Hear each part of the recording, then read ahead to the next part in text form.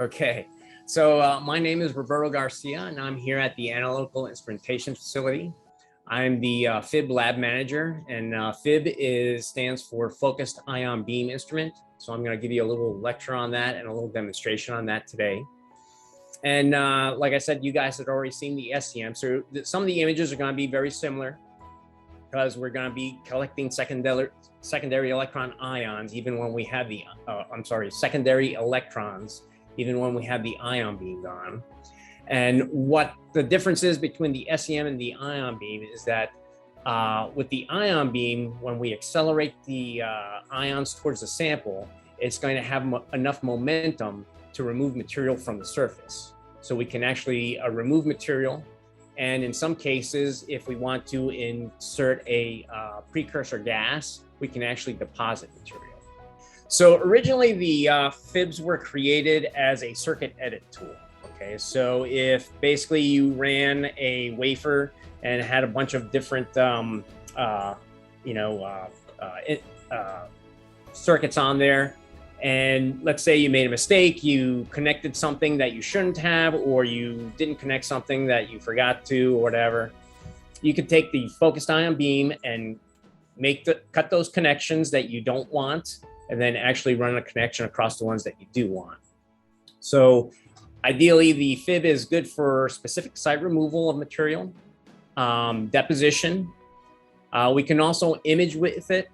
You'll see some images of secondary electron channeling that are going to show the grain boundaries really well. And then the other main technique or reason that the FIB is used is to make TEM samples, and that's actually a lot of usage for the TEM for the FIB right now, to make TEM samples, because it's very site specific and you can get a good sample every time.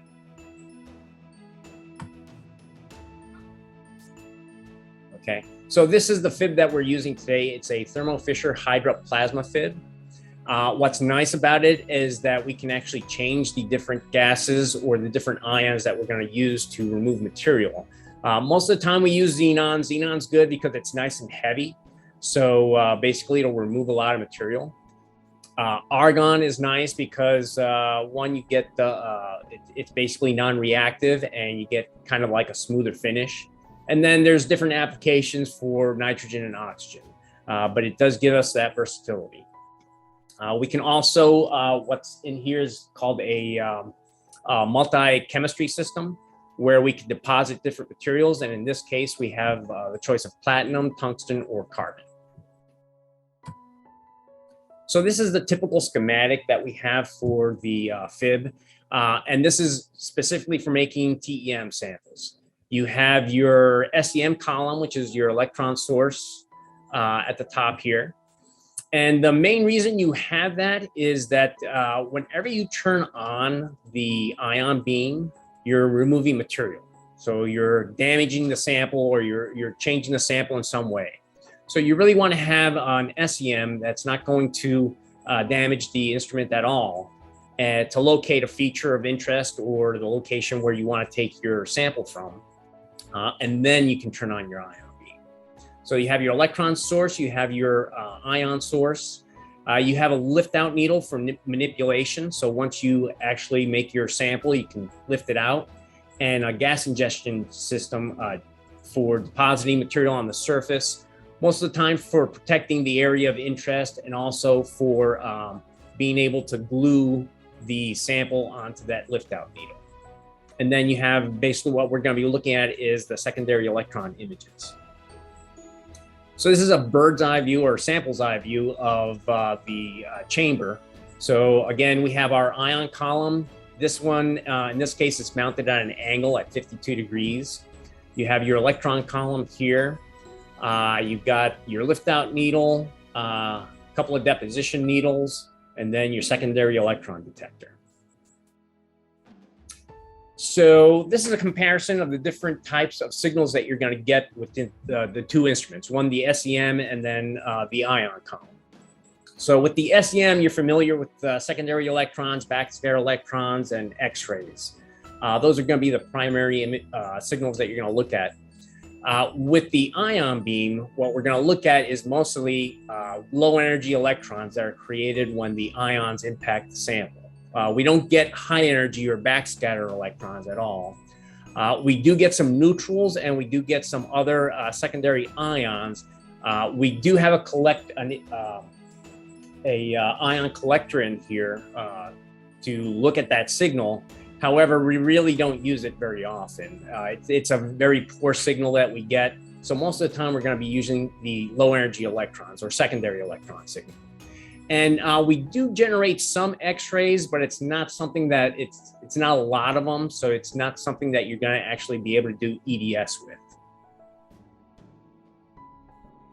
The other difference between the SEM and the ion beam is that the SEM has a very large interaction volume. Okay, so it goes in fairly deep. This is a sample of iron, and this is a 30 kV in SEM. This is I'm sorry, it's made with this casino program that you can download. And then also this is another simulation program for ions. You can see that they're very shallow. So we can take advantage of that because with the ions being very shallow, all the interaction is very close to the surface. And you're going to see how the difference appears between the SEM image and then the ion image. So one of the primary things you use a FIB for is for removing material. So basically you bring in the heavy ions, they come in and they're going to sputter material out. Okay, you have this collision cascade, and during that cascade, some of these ions will bounce out, but some of them will also get implanted. So that's also an issue that we have to take into account.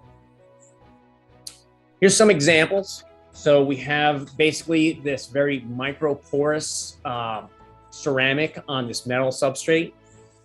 Now we can't do this mechanically. If we try to mechanically polish this, you can see that the features on this ceramic are almost on the nanoscale. So it's one of those things where if we tried to polish this on a mechanical polishing wheel, we would probably destroy a lot of that surface. Okay, there's a lot of those features.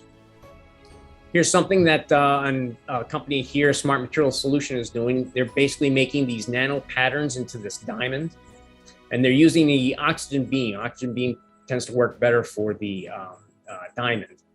And what they do is once they make this pattern, they can then press it into other materials like a glass or ceramic, and then transfer that pattern.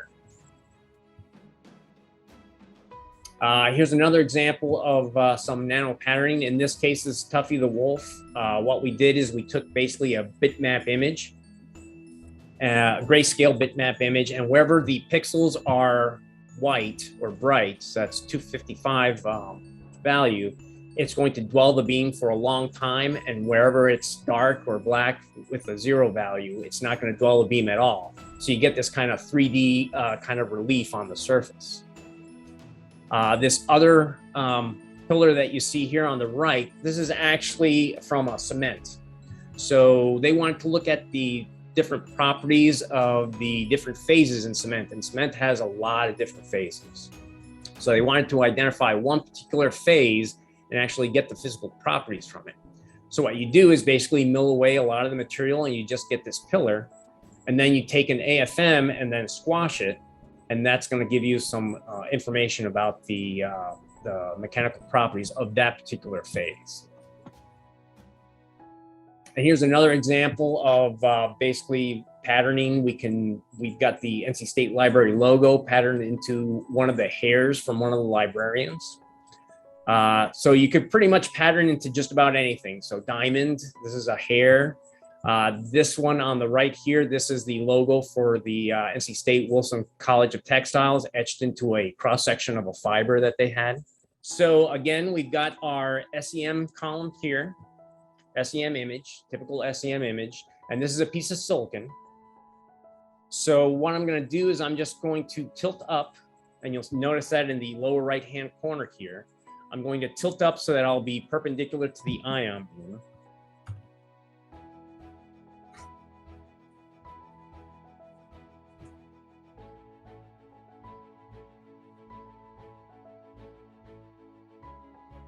Okay, so I'm going to pause here, and then I'm going to go to my ion beam, and you notice here's my currents here that I've got.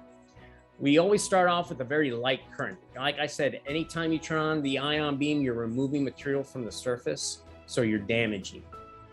So that's why we like to image with the SEM first, find an area of interest, and then go ahead and image with the ion beam. So I'm going to turn this on, and it's very light, and you're going to see it's very similar to the SEM image. Again, it's low energy electrons that we're collecting. It's a little bit different. I mean, we don't have the same kind of contrast that you're seeing in the SEM image. But basically, you can use this, move around, and I'll go to the fresh area here. And what I'm going to do is I'm going to set up a pattern. So the first thing I'm going to do is I'm just going to make a square pattern and tell it, okay, I want a pattern in this area. I've got to tell it that it's silicon that I'm using. And let's see, we're going to make this 20 by 20, 3 microns deep. And it's telling me it's going to take 29 hours. And that's because it's based off this current here. Okay, so this is a very light current. So I'm just going to increase this a little bit more to 4 nanoamps. And the first thing I want to do is I'm going to focus on something. So I'm going to make a little spot somewhere.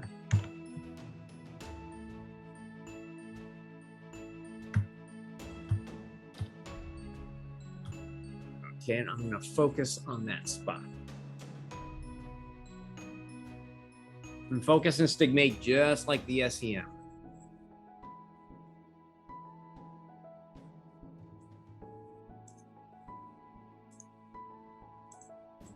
Okay, so now I'm just going to tell it to run. We'll just make this 1 micron beam, and we'll let it run.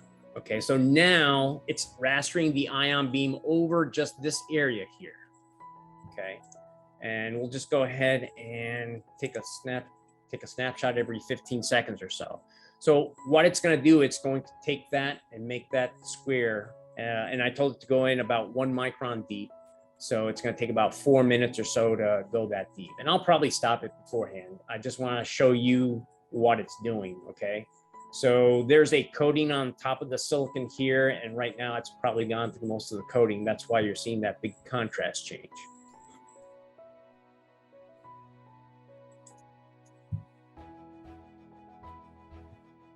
Okay, and I made this little hole here just to focus on.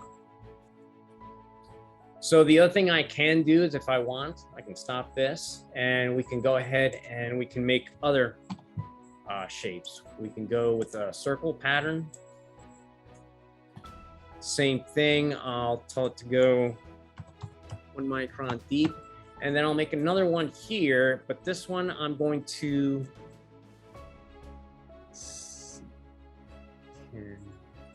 change the pattern. Let's make this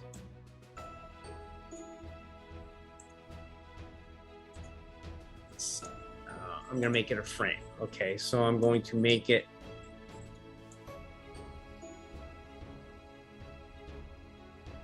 just basically the outer edge. Okay, so we'll go ahead and run that. So again, same thing, it's just running on this little circular area here. And wherever that beam is hitting, wherever that pattern says to hit, it's going to remove material.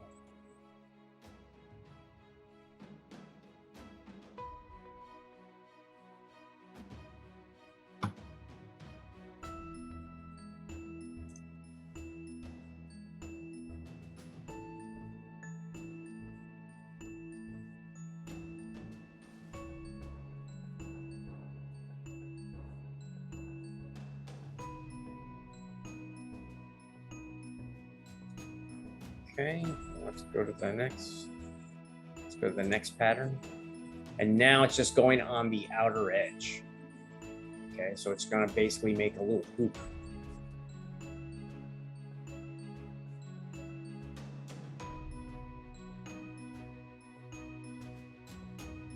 Okay, so those are the different patterns we can make there. The other thing we can do is if we want, is we can go and let's move over. And we'll go to a little bit lighter current. Let's do 0.3. We could go ahead and load up, like I said before, a bitmap pattern. Okay. So in this case, I'm just going to load up an image file.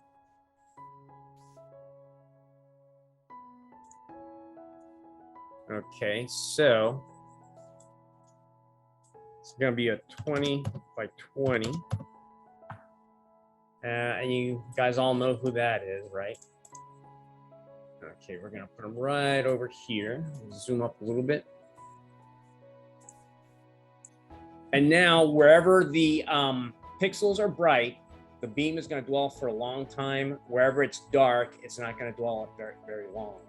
So if I go ahead and start this up, you can kind of see how the image is progressing. And we'll take a snapshot.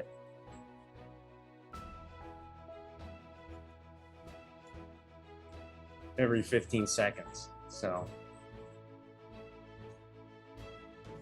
and I told it to go about 1 micron deep. So if I let this, it's going to take a while. So if I let it go, it would go ahead and actually make this kind of relief kind of structure right on the surface of the silicon, following that pattern. Okay, so those are the different ways we can use removal with the ion beam. So we'll go ahead and stop here. So the other thing we can do is we can do depositions. Okay, so essentially we take this needle, hypodermic needle kind of thing that goes in. It's going to be about 100 microns above the surface of the sample. And we can go in and put in a precursor gas. And the gases are typically, if you're going to deposit anything, it's a metal, it's an organometallic precursor. So it's basically a metal with a bunch of organic components to it. And what happens is when the ion beam hits it, it's going to cleave off all that organic part and deposit that metal. And we use this particularly when we're making TEM samples because we want to protect a certain area. So we have a particular feature or an area of interest that we want to protect, or even just the surface. And we lay down something heavy like platinum or tungsten, just to make sure that we don't damage what is ever underneath that area. Okay, so some of the things that you can do with this, like I said, a lot of this is made for circuit editing. So you can make conductive paths, and here's a conductive path, and underneath there's actually an insulator that they use as a precursor. This toilet bowl here, it's kind of a tiny toilet bowl. This was just an example of the kind of unique features and tiny features that we can make using deposition and also removal. This is Matsui. He's a very famous guy. He's done a lot with deposition and removal. And here we've got something a little bit more functional. He's created a bridge, and in the bottom half here, he's got some springs that you can create. All right, so now what we're gonna do is we're gonna go ahead and deposit. So what I have to do is I have to bring that needle in. So I'm gonna go ahead and insert it, and I'm set at a certain point where I know that the needle's not gonna hit. And you can see it coming in down here, and now you're seeing it up here. So you can see it's fairly close. It's about 100 microns above the surface. So now what I wanna do is I'm gonna tell it what I want is to deposit on the surface. Go with 1 nanoamp. So I'm going to come over here. I'm going to take a rectangle. I'm going to say, okay, I want to make that, it's yellow now because it's a removal. What I'm going to do is I'm going to say, instead of that, I want deposition. So we'll do some platinum deposition. Okay, so I'll make this 20, 5, 4. Okay, so this is about a 2-minute deposition. So what I'm going to do first is I'm going to start the flow of the platinum, and you'll probably hear the pumps in the background start to go. And what I'm waiting for is a jump in the vacuum level, because I want to make sure that I've got gas flowing in there before I start it up. and we'll go ahead and start. So now again, I've got gas coming in and the ion beam going over this entire area here. So what'll happen is I should start to get this deposition going. So it'll build up quite a ways. So a lot of times when we're doing TEM sample preparation, we put down about 2 microns of material of platinum or tungsten just to make sure that we don't damage the area of interest as we thin it down to make TEM samples. Okay, so you can see it kind of build up. And again, we don't do anything like making those little toilet seats or any of the other structures. That requires a lot of time. Most of the time, this FIB is used for making TEM samples and some patterning by that one company. Okay, so you can see this platinum starting to deposit across here.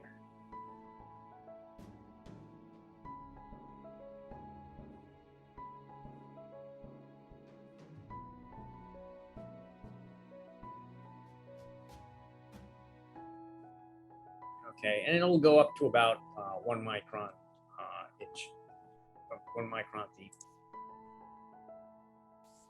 So stop that. Okay, and I'm going to retract my needle.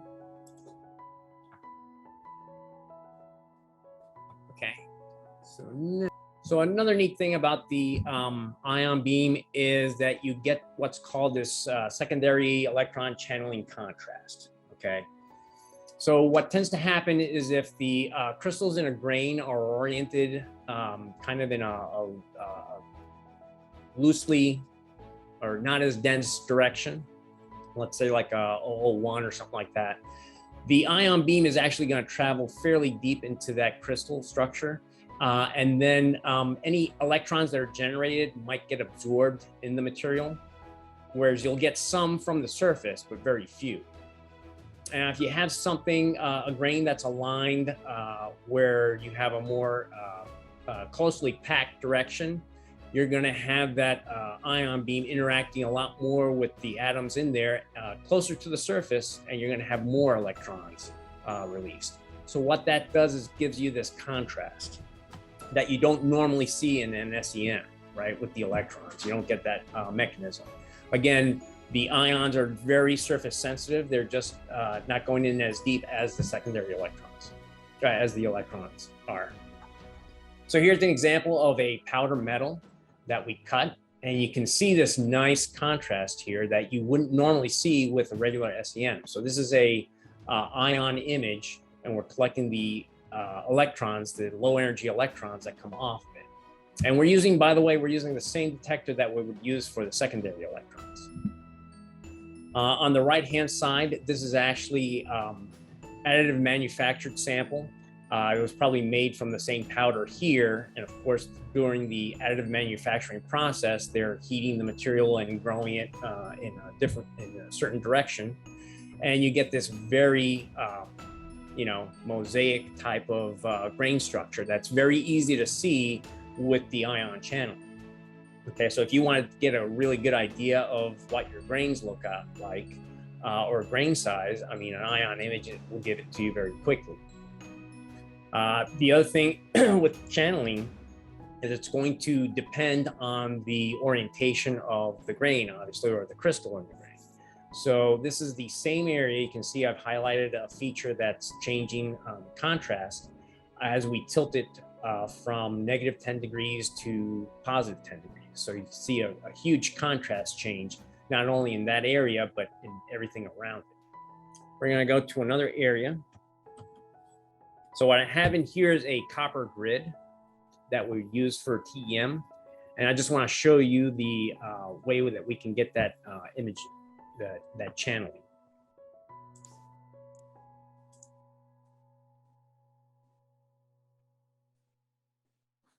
Okay, so here's an example of it, and we'll see.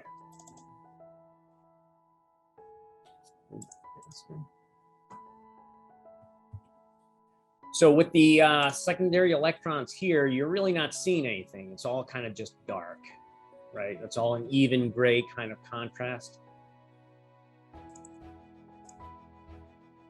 And I'm going to come over here and we'll start off with our imaging current. And again, you're not seeing much here, right? Because there's probably some contamination, hydrocarbons on the surface. So what I'm going to do is I'm going to quickly change over to a little bit higher current. And that's going to clean off some of those hydrocarbons. And it's also going to give us that channeling contrast, okay? So now we're cleaning this off a little bit. And if I let it dwell here for long enough, let's go a little bit higher in current.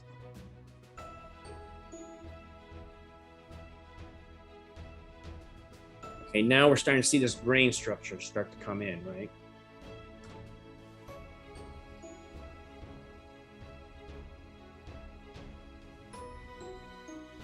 So I'm cleaning off the hydrocarbons, and I'm also starting to get that ion image. And this is a very high beam current. So now I'm just going to go a little bit lower to get a little bit better resolution. Okay, now you're seeing all the grains, right? I can get a quick idea of what my grain size is, what the grains look like.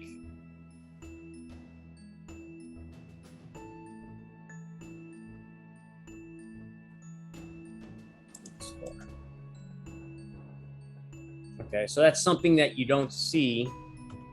If I stop it here, you'll see a little bit better now because I cleaned it off. But again, it's not really jumping out at you with the secondary electrons, right? It's not very clear. So that's a contrast mechanism that we have with the ions that we don't get with the secondary electrons. So that's another plus for the electron, for the ion. So like I said, the main reason for this FIB is for making TEM samples. So the first thing you got to do is deposit platinum on a region of interest. Then you're going to remove material from either side to create this very thin window. You're going to bring in a needle to attach to that window. And then you're going to cut it away, both on the bottom and on the side, okay? Then you're going to lift that off, attach it to a grid, and then you're going to thin it to transparency so that the electron beam from the TEM can go through. So this is basically the simple process that we go through. We call the first one a hog out, where basically we've laid down some platinum and we just use very high current beams to remove material. So we're all just interested in just making a very thin window. Then once that window is made, we come in and attach the manipulator, the needle, and we glue that in place with the deposition needle. Then we're going to pull it out, put it onto a grid, and again, we're depositing on these little green circle and square here to attach that to the grid. Then we'll cut away the needle. So now while it's on there, we can start to thin it down. So we initially start with a little bit heavier beam, higher current. And then as we get closer and closer to making that window thinner, we go smaller and smaller currents. You can see here that this is very transparent, and this is at 30 kV. So if it's transparent at 30 kV, it should be okay at 200 kV with the TEMs. So this is an example of a sample that was made for the TEM. You're seeing here the HADF image, which is basically kind of like a high contrast backscatter image. And with the EDS, we can go across here and we can see where all the elements are on each of these lines, okay? Okay, so this is basically a stacking fault in a crystal. So you can see very clearly the atoms here, okay? So this is something that is very easy to do with the FIB. So you get these really nice images, very site-specific. Before you had to do this by hand, and it used to take some time. On average, if we have a silicon sample, you can usually get that done in about 2 hours. Okay, and like I said, it's very site-specific. So if you had a defect or some type of area that you want to look at, you can go right to that area. Same thing here. We're seeing a layered structure. You've got the silicon, you've got some type of buffer layer, and then you've got some crystals growing on top. So typically what I would do for SEM, for TEM image, we'll go back to the silicon sample. Silicon's so much easier just because it it's single crystal. It removes in a very predictable manner. Since with the copper, you've got all these different orientations. Sometimes you get like one grain that's just going to be very difficult to remove, while other ones remove very easily. So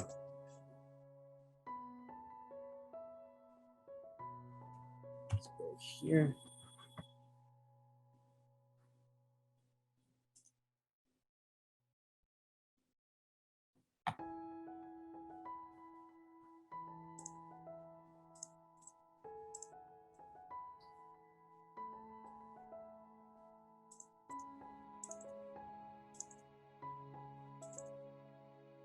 So if this were my site of interest, I would have deposited a platinum capping layer on there. And then what I would do is I would call up a routine to remove material from either side of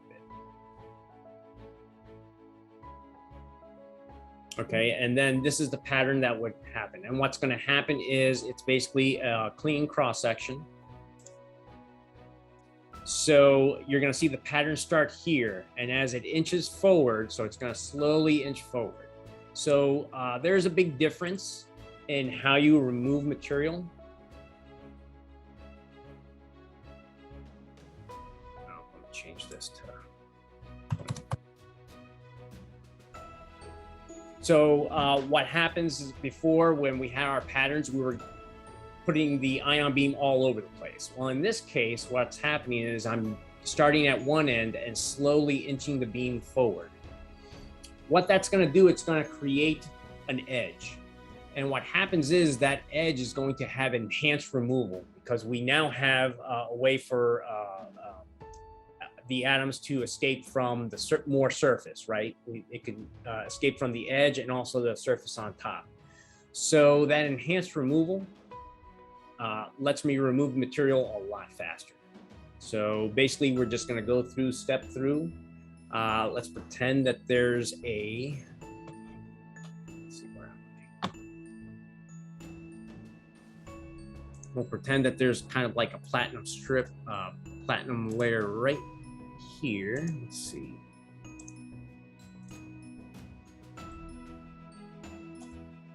So what I'm going to do is this is a very high beam. I don't want to damage the platinum at all, so I'm actually off of it a little bit.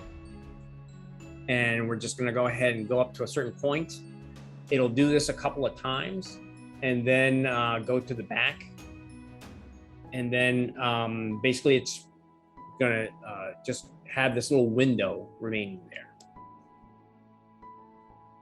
Okay, is there any questions so far?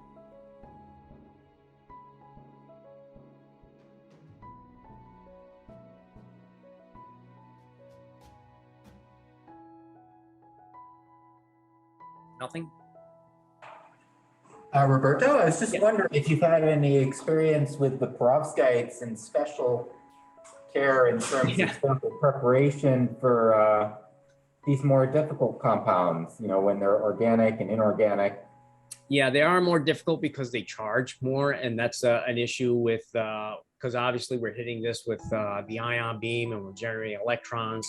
So there's an issue with that, with a lot of drift. The other thing is, I know that with ceramics, particularly oxides, they tend to recommend the oxygen beam, which is okay as long as that oxygen, because remember, we're going to implant material once we, the oxygen is going to implant in the material. So as long as that oxygen implanting is not going to change anything, it's okay to use that. Otherwise, xenon will implant a little bit, but of all the different gases we have, that one tends to be the least. But typically oxides, again, remove very slowly too. So it's one of those things where it just takes a little bit longer. If you're doing some type of oxide ceramic, it's probably going to take you anywhere from 3 to 4 hours to create a sample for TEM. So in this case, these are halide perovskites, and they also have an organic component. And so I'm wondering, is it possible, or is there the capability of doing this fibbing at cryogenic temperatures to try and avoid damage? Yeah, we don't have the cryo-fib here, but yeah, there are some cryo-fibs for that reason. We have done some polymers and some organic materials here. But again, like you said, you have to worry about the heat because there is a significant amount of heat generated. So there's always that issue, well, did I change something in the structure? So typically, if we have an organic, we're doing microtome, but sometimes you can't. A lot of times you have an organic structure put on, basically spread on top of silicon. In fact, I've got a sample coming in next week that's the same thing. I've got some type of organic on top of silicon. So we'll do the same thing and hope that we'll use very light currents, let's put it that way. So the light current is the approach that you'd use without the cryo-fib. That would be the approach you tried. Right. Yep. Thanks. Hey, Roberto, they've been asking some questions. I've been able to answer a few in the background, but okay. We had a question about substrates and do substrates affect the use of the fib? I know that they've brought up sapphire and glass, and obviously those would be really hard to fib themselves, and they would probably charge a lot. But yeah, substrate effect from the patterning perspective, other than maybe not seeing what you're doing. Yeah. So if you have any type of charging, what you get is a little bit of drift in the sample. So most of these instruments have drift control, and we have an older fib that has really good drift control. You basically set up a little pattern and say, okay, check for drift every 60 seconds or however long, and it checks that pattern, and if it has moved, it kind of corrects itself. For some reason on the newer instrument, the drift correction does not work. So it's one of those things. I just talked to the service engineer and I said, well, we got to get this straightened out because I can't do any type of sapphire or any type of material in here that drifts. But yeah, sapphire takes a long time. Anything on glass, I've just had something on glass recently that also is awful because you've got a lot of drift. We can't do magnetic materials in this fib. And the reason is the way this is designed is that we're 4 millimeters. You can see in that image down there, we're 4 millimeters away from the bottom of the pole piece. Well, that pole piece is essentially a magnetic field. So if we remove magnetic material, it's going to get sucked up into the pole piece. And we've already had issues with that on the Varios, which is not a fib, but people have looked at magnetic particles, and those particles tend to get sucked right up that electron column, which causes Chuck a lot of headaches. So magnetic material we don't do in here. And like I said, you can do sapphire, you can do stuff that drifts in here, but you're probably going to be doing a lot of adjustments yourself because we don't have the software capability right now. We have another question on this end. Mm-hmm.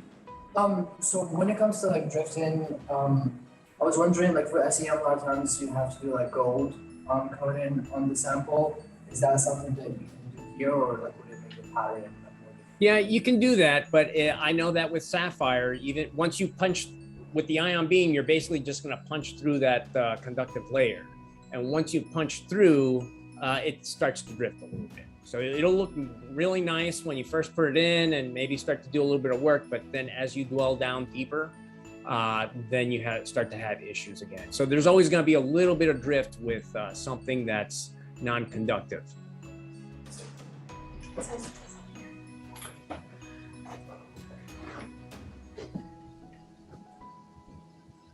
I had a. Oh, go ahead, Jen. I had a quick question. Sorry, I was dealing with a laptop that was dying, and maybe someone already asked this. But for the preparing the TEM samples, I get the hybrid perovskite samples are really unstable. Beam currents you might tend to use. Other techniques might be better. For imaging the grain structure, as you showed, is that? I mean, I'm sure you still have to go to low beam currents. Do you think that's more viable, or have you ever seen imaging of the attempts at imaging the grain structure? Because that was a big topic. That's what we were thinking about with the EBSD, to image the grain structure. Yeah, and as long as you realize that once when you're imaging it, you're still removing it. You're removing material. So we have some people that, and people do this routinely, where sometimes they even have nanostructures, nanograins, that they can't really get to polishing. They can't really reveal them very well. The etchants don't work out very well. They'll come into the FIB and they'll get some nice images, but they'll kind of polish off one edge and then look at it with the ion beam, but you've got a limited time before you actually start to etch away things preferentially, right? Because some of the grains are gonna mill away faster than others. But yeah, that's a very common thing to do, particularly even for nanograin material. Do you happen to know, has anyone done that on the hybrid perovskites specifically? So the hybrid perovskite, that's the topic of this whole RU program. Yeah. Everyone here is working with that material more or less. I don't know if anyone's done that lately. Most of this, what I've seen mostly has been metals that they've done. But obviously, if there's crystalline orientation differences, obviously, if they're laying in different orientations, I would think that the ion beam would be able to pick that up. Yeah, that's interesting. I mean, maybe that's something someone in the program could give a try at some point with someone to see how well that works. What would be the required thickness? Because oftentimes the perovskites are made as a thin film, and by sort of removing those layers, oftentimes they're in the order of like nanometers in thicknesses. So what's the limit of your instrument in terms of seeing those grain structures? That's interesting, because if it's a very thin structure, then you probably might mill through it. What you would have to do is go with a very, very light current, and the lightest, and also you can change the voltage if you wanted to go even slower.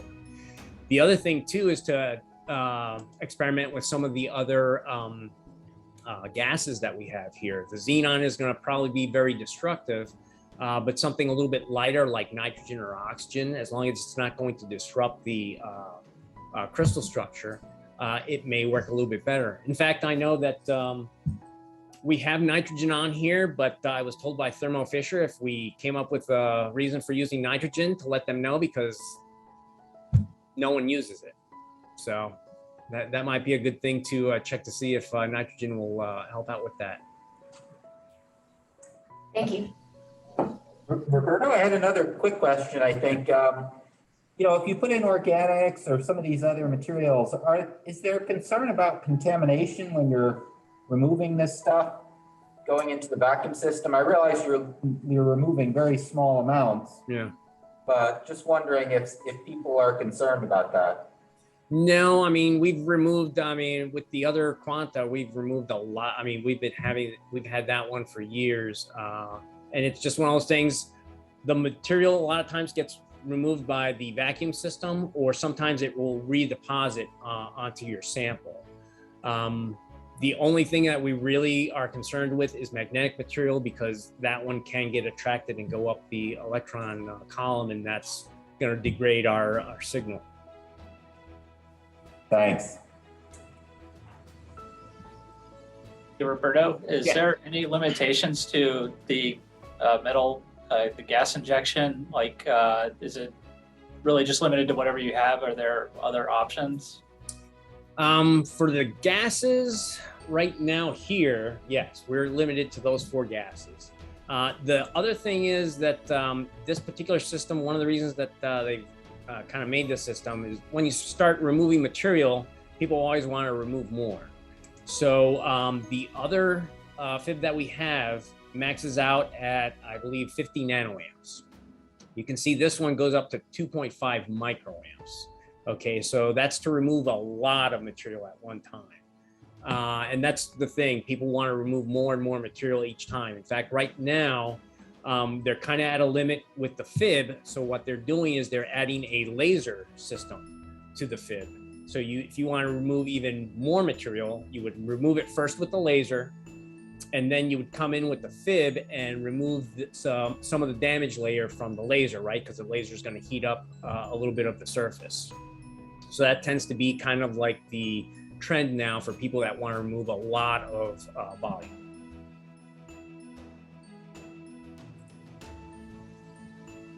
All right, I have a question. Sure. You can hear me. Thank you for your talk. No, no really problem. Good. So my question is, after you, and maybe you said this and I missed it, but after you remove the material, is the TEM integrated with the system, or do you have to physically take it out of this chamber, walk it over to the TEM and do your imaging over there? How does that part work? That's why we have to lift it out and put it onto a grid. So once it's on that grid, we thin it down onto that grid. And once it's on that thin down, we take it out of the system here. We put it in a sample box, and then they can image it in the TEM whenever they want. Now, some systems are designed so that you actually have the sample in a TEM holder, and you can put the TEM holder in and mill it while it's on the TEM holder, and then just take that straight out and take it over to the TEM. We don't have that system though.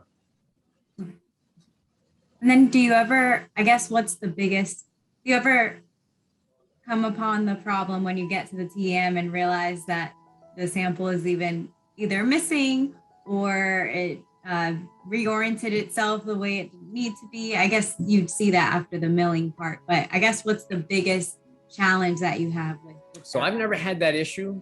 Whenever I made a sample, it's always stuck. Now, realize that the sample is really tiny. At the most, it's about maybe 10 microns wide by about 5 to 6 microns tall. So it has very little mass. So you can take that sample and just shake it all around and it's not gonna move, right? But if your tweezer skills are not, optimum, I had some people say that, they've poked the sample or they've crushed the grid up and they can't really get to it. The biggest issue I have sometimes, I tend to leave the TEM samples on a little bit on the thick side, because if they're too thick, we can always bring it back here and polish it off within minutes and then take it back. But if it's too thin, you can't add material, right? So I always tell people, if you want to err on the side of caution, make it a little bit thicker if you have to. I do have them check with the 30 kV beam. As long as it's transparent at 30 kV, you shouldn't have any issues at 200. But if they do want to thin it down, they can put it back in 15 minutes and it'll polish it up a little bit more and thin it down, and it should be good to go. That makes sense. Thanks. No problem. And Roberto, just for fun, do you have the world's smallest house video? Oh, I don't have that. I meant to look it up. If you look up if you search for nano FIB house, that should come up with basically a tiny little house that people made by FIB. It was a combination of doing FIB work and also some little micro manipulators to basically build a 3D structure of a house. Okay, so that's kind of like the way things are going, right? And you can now make these tiny 3D structures with the FIB, with the aid of the FIB and some micro manipulators. For Hallmark. It's expensive though. I mean, it's really expensive to do that, and it's time consuming. Especially if it's in Raleigh. Yeah.